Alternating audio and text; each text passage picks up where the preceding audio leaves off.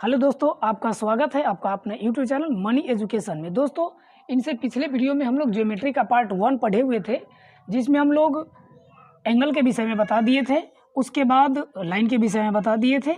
आज हम लोग देखेंगे एंगल का कुछ टाइप्स जो बच गया था उसके विषय में। तो सबसे पहले पिछले वीडियो में जो हम बताए थे वो न्यून कोण बताए थे, उसके बाद अधिक कोण बताए थे, उसके बाद शून्य कोण बताए थे, पूर्णयुक्त कोण बताए थे, सारा के सारा कोण हम बता दिए थे। ठीक, चलिए तो सबसे पहले हम लोग देखते हैं एडजेसेंट एंगल यानी कि आसन कोण। चलिए तो सबसे पहले आसन कोण किसे कहते हैं, आसन कोण होता क्या है। तो देखिए, जब एक बिंदु पे दो या दो से अधिक कोण बनता है तो उसे हम लोग क्या कहते हैं, आसन कोण कहते हैं। एक बिंदु पे, जैसे कि अब ये बिंदु आपका हो गया, इस पर ये कोण बन गया और एक इधर बन गया, तो इसे हम लोग क्या कहेंगे, आसन कोण कहेंगे। अर्थात समझ लीजिए कि आसन कोण कहते किसे हैं, जब एक ही बिंदु पे दो या दो से अधिक कोण बने तो उसे हम लोग क्या कहेंगे, आसन कोण कहेंगे। ठीक, चलिए आसन कोण के बाद होता है एक रैखिक युग्म। रैखिक युग्म, रैखिक युग्म सबसे पहले कि देखिए, रैखिक युग्म यानी कि ये लाइन है। ठीक, ये लाइन है कोई ए बी। ठीक, इसका पॉइंट जैसे कि मान लिए कि ये ओ है, ओ से एक रेखा इधर है और एक रेखा इधर है। अब ओ पे मान लिए कि कोई कोण बन गया, इसका नाम दे दिए सी। बी ओ सी और ए ओ सी दोनों कोण एक ही बिंदु पे है। तो रैखिक में क्या कहते हैं कि इन दोनों कोण का जो वैल्यू होगा, जो योग होगा, यानी कि कोण A O C, angle A O C plus angle B O C equal to 180 degree. यानी कि जब एक रेखा पर कितना भी कोण बने तो उसका सम कितना होगा, उनका योगफल कितना होगा, 180 डिग्री होगा। ये आप नोट डाल करके लिख लीजिए कि एक रेखा पर बने कोण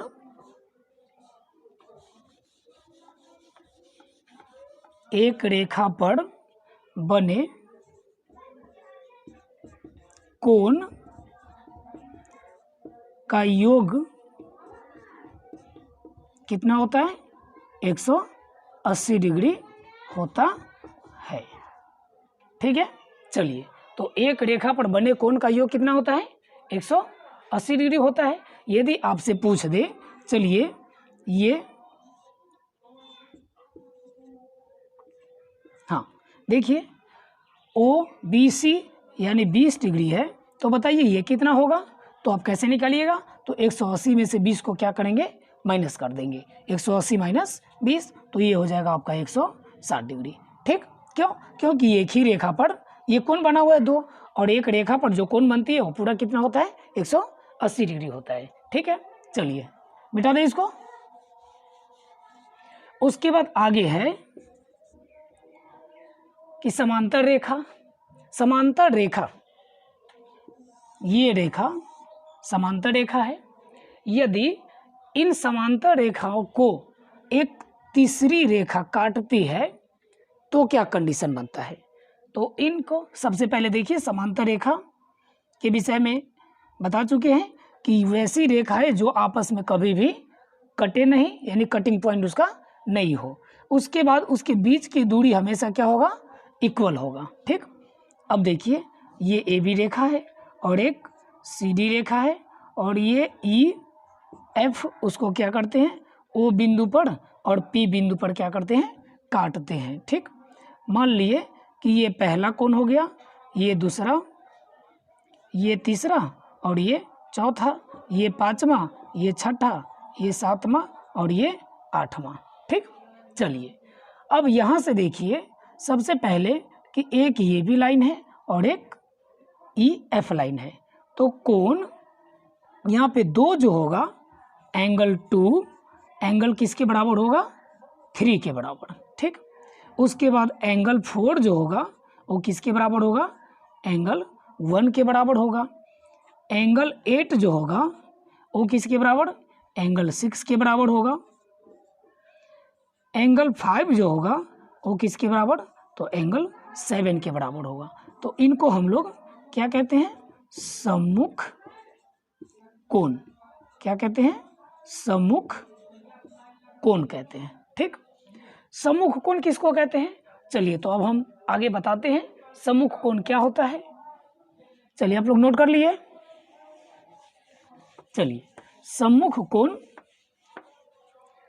उसके बाद सम्मुख कोण। तो जब एक रेखा को दूसरी रेखा काटती है तो आमने सामने का जो कोण होता है उसे हम लोग क्या कहते हैं, सम्मुख कोण कहते हैं। जब एक रेखा को दूसरी रेखा काटती है तो आमने सामने के जो कोण होता है ना उसको हम लोग क्या कहते हैं, सम्मुख कोण कहते हैं। जैसे इसके सामने कौन है, तो ये वाले, और इसके सामने कौन है, तो ये वाले, यानी कि ये इसके बराबर में होगा और ये इसके बराबर में होगा, ठीक है। चलिए अब देखिए यहाँ पे, तो सम्मुख कोण समझ में आ गया कि जब एक रेखा दूसरी रेखा को काटती है तो आमने सामने के कोण को हम लोग क्या कहते हैं, सम्मुख कोण कहते हैं। और सम्मुख कोण हमेशा क्या होता है, बराबर होता है। सम्मुख कोण क्या होता है, हमेशा बराबर होता है। देखिए angle A O D equal to angle B O C की, फिर angle A O C equal to angle B O D का, ठीक। तो ये दोनों कौन से कोण है, सम्मुख कोण है, ठीक। चलिए अब यहाँ पे तो ये पता हो गया कि सम्मुख कोण क्या है। चलिए उसके बाद देखिए, चलिए तो देखिए एकांतर कोण के विषय में। तो सबसे पहले एकांतर कोण यानी कि एक का अंतर, ठीक। संगत कोण यानी कि सामने वाले कोण। तो सबसे पहले संगत कोण को हम लोग देख लेते हैं। तो देखिए इसके सामने कौन सा कोण है, तो ये वाले, और इसके सामने कौन है, तो ये वाले, यानी कि संगत कोण 2 और एंगल 5 ये है संगत कोण। उसके बाद angle 4 equal to angle 8, angle 8 ये हुआ आपका संगत कोण। चलिए संगत कोण तो आप नोट में डाल करके लिख लीजिए कि जब 2 समांतर रेखा को तिर्यक रेखा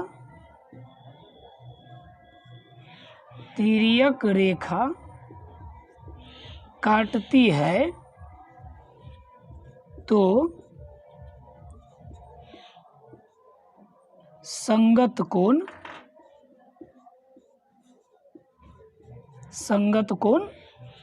इक्वल होते हैं, बराबर होते हैं, ठीक। यानी कि जब 2 समांतर रेखा को तिर्यक रेखा काटती है तो संगत कोण क्या होगा, इक्वल होगा। तो संगत कोण पहचान में आ गया कि ये वाले और ये वाले संगत कोण है, और ये वाले क्या है, संगत कोण है, ठीक है। चलिए अब बताते हैं आपको एकांतर कोण के विषय में। तो एकांतर कोण यानी कि एक का अंतर हो, क्या हो, एक का अंतर। तो सबसे पहले देखिए कि एकांतर कोण, तो यहाँ पे जब 2 समांतर रेखा को एक तिर्यक रेखा काटती है तो एकांतर कोण भी क्या होता है, बराबर होता है। यानी कि अब मान लिए कि ये कोण है कोण 3 एंगल 3, तो इसके एकांतर में कौन हो गया, एक का अंतर, तो एंगल 5 ये 3 का एकांतर कोण कितना हो गया, तो 5 हो गया। और एंगल 1 का क्या हो गया एकांतर कोण, तो 8 हो गया, एंगल 8 हो गया, ठीक है। चलिए एंगल 3 का क्या हो गया 5 और एंगल 1 का कितना हो गया 8 हो गया। आपको यदि क्वेश्चन ऐसे पूछेगा कि एंगल ये 50 डिग्री है तो बताइए ये कितना डिग्री होगा, तो बता दोगे कि ये 50 है तो ये भी क्या होगा 50 डिग्री होगा, ठीक। चलिए संगत कोण हो गया। एकांतर कोण हो गया। अब बताते हैं कि एकांतर कोण जो होते हैं उनको दो भागों में बांटा गया है, इंटीरियर और एक्सटीरियर, यानी कि अंतः एकांतर कोण। तो ये वाले तो अंदर हो गया और एक आता है बाहर वाले, यानी कि बाह्य एकांतर कोण। तो चलिए देखते हैं आगे। चलिए इसको मिटा दें।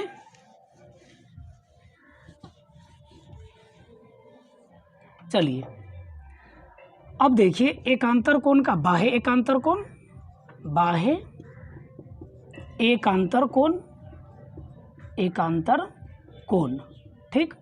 उसके बाद एक है अंतः एकांतर कोण, एकांतर कोण, ठीक। इसको एक्सटीरियर कहते हैं, इसको इंटीरियर कहते हैं। तो सबसे पहले देखिए बाह्य एकांतर कोण यानी कि बाहर वाले। तो ये देखिए ये एंगल और ये एंगल आपको इक्वल है, तो एंगल 4 इक्वल टू एंगल 6, तो ये बाह्य एकांतर में हुआ। एंगल 2 और angle 7, angle 2 equal to angle 7, ये बाह्य एकांतर में हुआ। अंतः एकांतर में देखिए तो अंतः एकांतर में अंदर वाले हुआ। Angle 3 equal to angle 5, angle 1 equal to angle कितना, तो 8, ठीक। तो चलिए एकांतर कोण आपको समझ में आ गया, ठीक। अब आगे देखते हैं।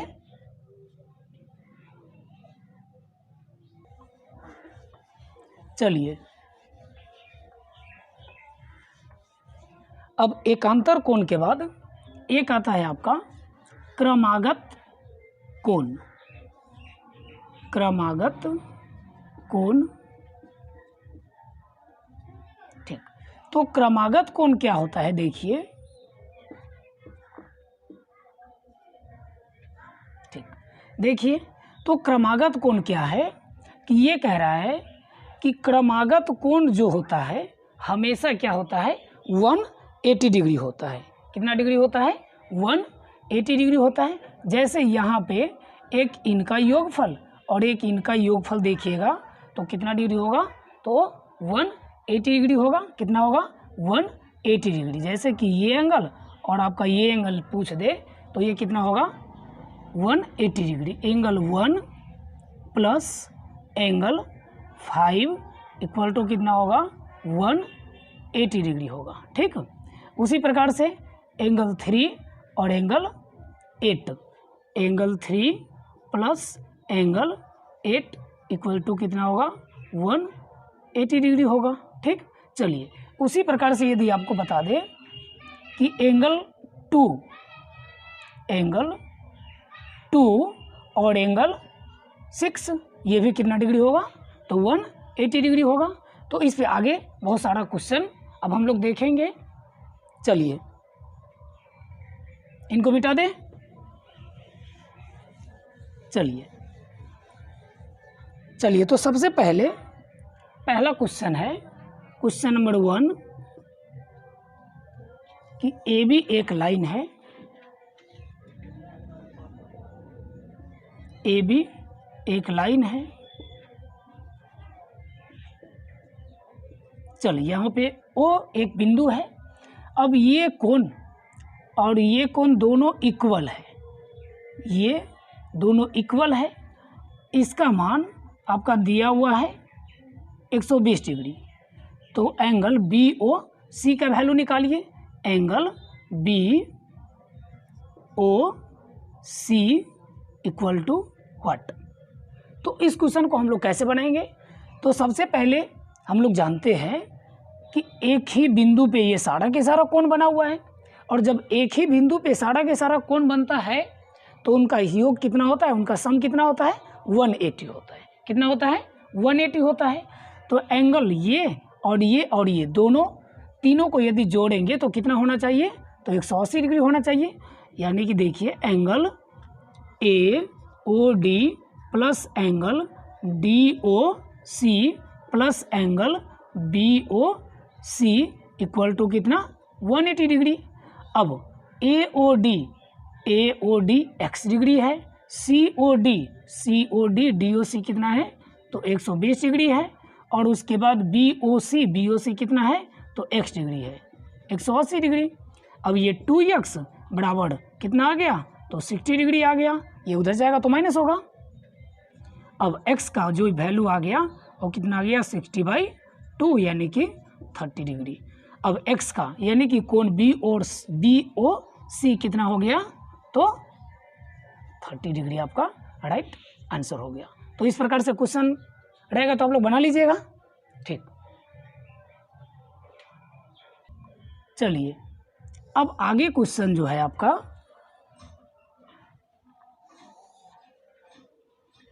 AB एक लाइन है,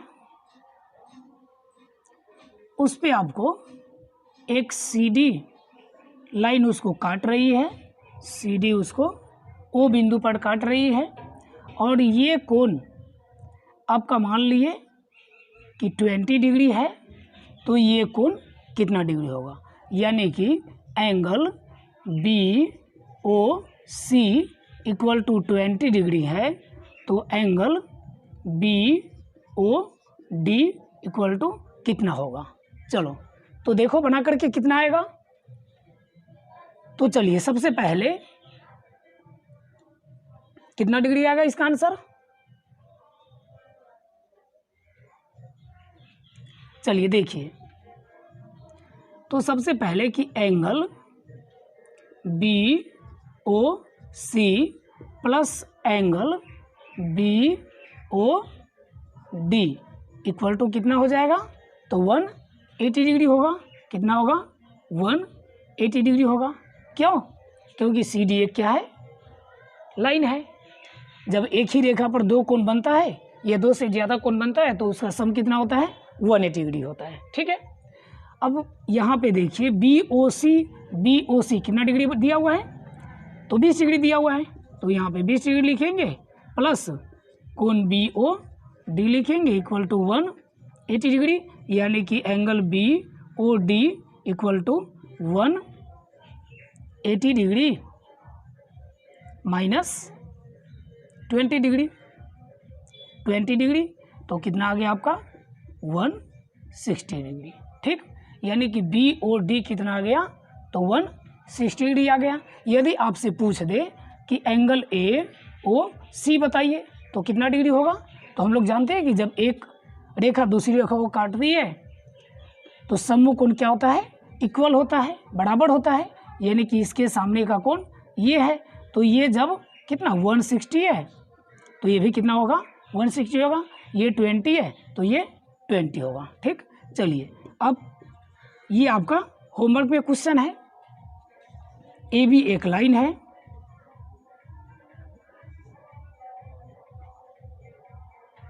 ये आपका 90 डिग्री है, और ये आपका 20 डिग्री है, तो एंगल इसका वैल्यू निकालना है, ये आपका O है। ठीक, तो एंगल BOF का वैल्यू निकालिएगा। सेकेंड में एंगल AOD का वैल्यू निकालिएगा। ठीक, चलिए उसके बाद अगला क्वेश्चन है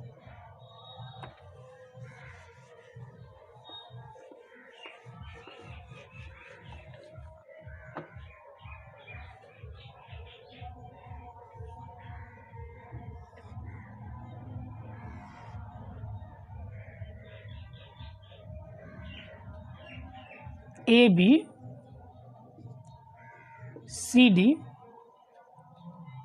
दो रेखा है, AB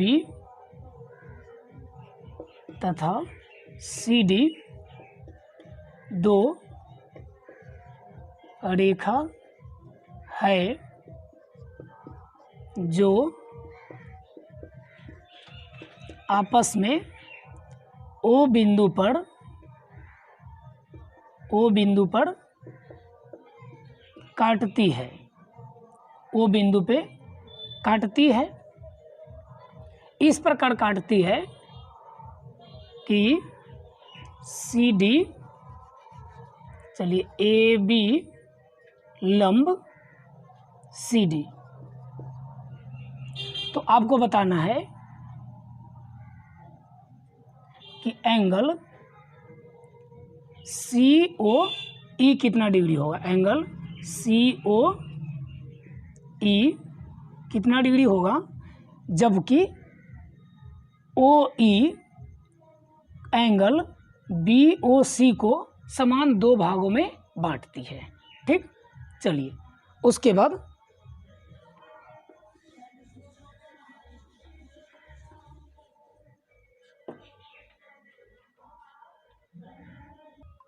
चलिए अगला क्वेश्चन आपका HW में है कि ये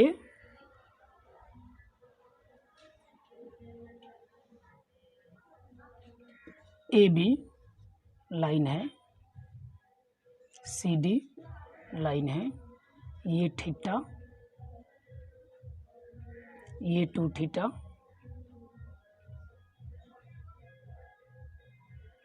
आपको ये 20 डिग्री है तो थीटा का वैल्यू निकालना है, थीटा का वैल्यू निकालना है। ठीक, चलिए अगला क्वेश्चन आपका HW में है कि ये एक लाइन है, ये 2x है, ये x है और ये 120 डिग्री है। तो x का वैल्यू निकालना है, x का वैल्यू निकालना है। चलिए अगला क्वेश्चन है आपका कि ये